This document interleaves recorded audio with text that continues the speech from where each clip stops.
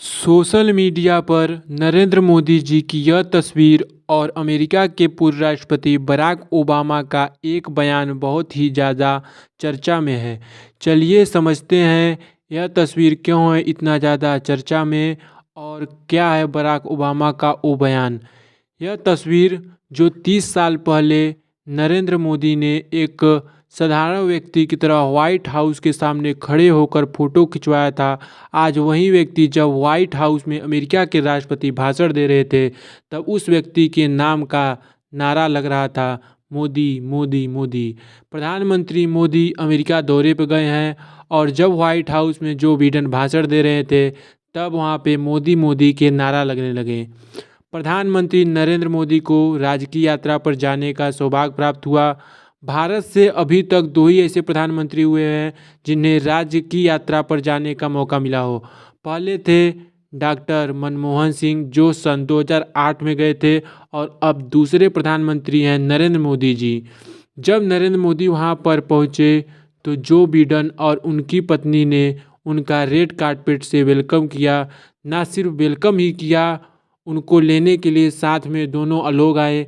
फिर मोदी जी ने अपने भाषण में कहा कि मैंने 30 साल पहले यही व्हाइट हाउस के सामने आकर फ़ोटो खिंचवाया था और मैंने नहीं सोचा था कि चीज़ें इस प्रकार से बदल जाएंगी।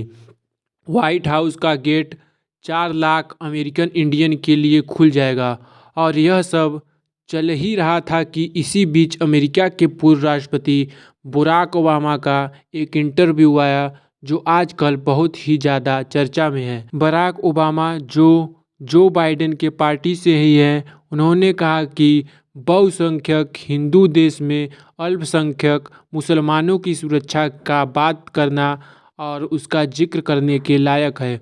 उन्होंने कहा कि अगर नरेंद्र मोदी जी से हमारी बात होती तो मैं उनसे कहता कि अगर बीजेपी सरकार मुसलमानों को सुरक्षा नहीं दे पाती तो हो सकता है जल्द ही भारत का विभाजन हो जाए।